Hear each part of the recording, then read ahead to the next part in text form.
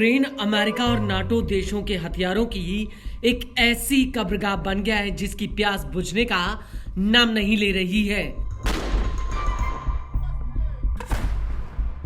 या यूं कहें कि अमेरिका और पश्चिमी देश मिलकर यूक्रेन को जितने भी हथियार दें, वो हथियार भी जेलेंस्की के लिए कम पड़ रहे हैं।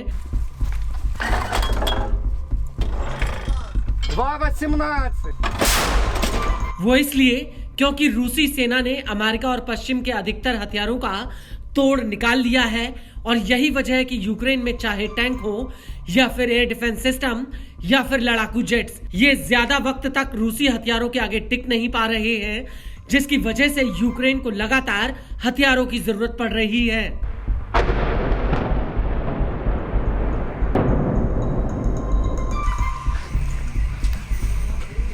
हालांकि ये अपने आप में हैरान करने वाली बात है कि रूस को अमेरिका के इन हथियारों की काट आखिर कैसे पता चल रही है। तो आपको बता दें कि अमेरिकी सेना के भीतर पुतिन के भेदिये घूम रहे हैं जो अमेरिका के हथियारों का राज रूसी फौज को बता रहे हैं।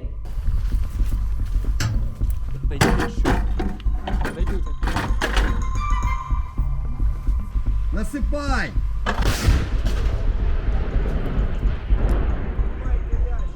और इसी कड़ी में अब 22 साल के अमेरिकी सैनिक टेलर एडम ली की गिरफ्तारी हुई है।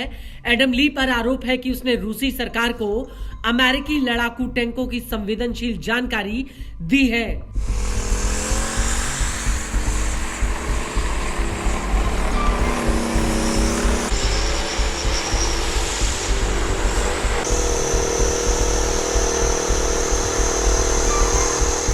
इसको लेकर अमेरिका के डिपार्टमेंट ऑफ जस्टिस ने अपने एक बयान में कहा कि एडम ली एक सक्रिय सैनिक है और अत्यंत उच्च गोपनीय अनुमति प्राप्त ली ने एक ऐसे व्यक्ति को संवेदनशील जानकारी दी जिसे वह रूसी रक्षा मंत्रालय का प्रतिनिधि मानता था। बदले में एडम ली रूसी नागरिकता चाहता था।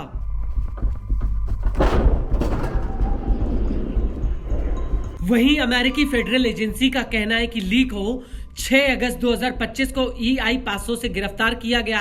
उसके ऊपर विदेशी दुश्मन को राष्ट्रीय सुरक्षा की जानकारी साझा करने की कोशिश और तकनीकी नियंत्रित डेटा को साझा करने का आरोप है। अमेरिकी एजेंसियों का कहना है कि ली ने इस साल की शुरुआत में रूस के साथ गोपनीय जानकारी साझा करने की कोशिश की। तकरीबन मई 2025 में उसने ऐसा किया। जून 2025 तक उसने एक ऐसे व्यक्ति के सामने अपनी निराशा व्यक्त की थी जिसे उसने रूसी नागरिक समझा था। उस वक्त ली ने कहा था, अमेरिका उनकी कमजोरियों को उजागर करने की मेरी कोशिशों से खुश नहीं है। ऐसे में मैं रूस की किसी भी तरह से मदद करने के लिए तैयार हूं। इसके अलावा जुलाई 2025 में ली ने एक ऐसे व्यक्ति से मुलाकात की थी जिसे उसने रूसी सरकार का प्रतिनिधि समझा था। इस मीटिंग के दौरान ली ने उसे एक SD मेमोरी कार्ड दिया था और अमेरिकी सेना की ताकत के बारे में संवेदनशील गुप्त जानकारी के बारे में बताया था।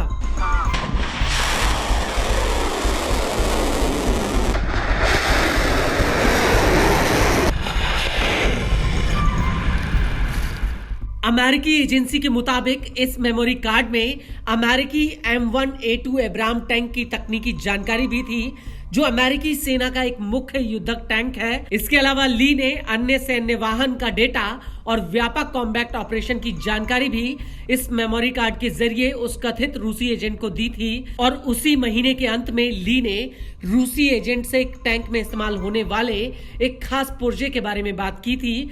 इसके बाद ली ने कथित रूप से उस पुर्जे को अमेरिकी सैन्य अड्डे ली पासो के एक स्टोरेज यूनिट में छोड़ दिया था और जब ये काम पूरा हुआ तो उसने कथित रूसी एजेंट को फॉलो अप संदेश भेजा कि मिशन पूरा हुआ।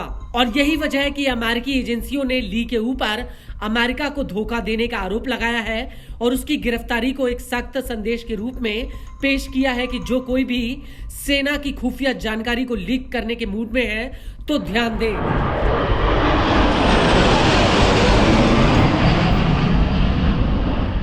हालांकि अमेरिकी सेना में ये इस तरह का कोई पहला मामला नहीं है, बल्कि इससे पहले इस साल की शुरुआत में खुलासा हुआ था कि एक चाइनीज जासूस ऑनलाइन तरीके से अमेरिकी सैनिक से संपर्क साधने की कोशिश कर रहा था।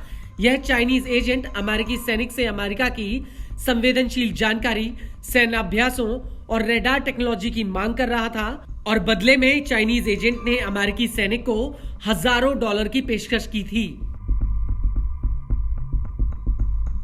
इस मामले के अलावा पिछले साल अमेरिकी एयरफोर्स के पूर्व सैनिक जैक टेक्सारिया को 15 साल की जेल हुई थी। उसके ऊपर रूस को यूक्रेन युद्ध से जुड़ी और अमेरिकी सैन्य अभियानों की जानकारी लीक करने का आरोप था।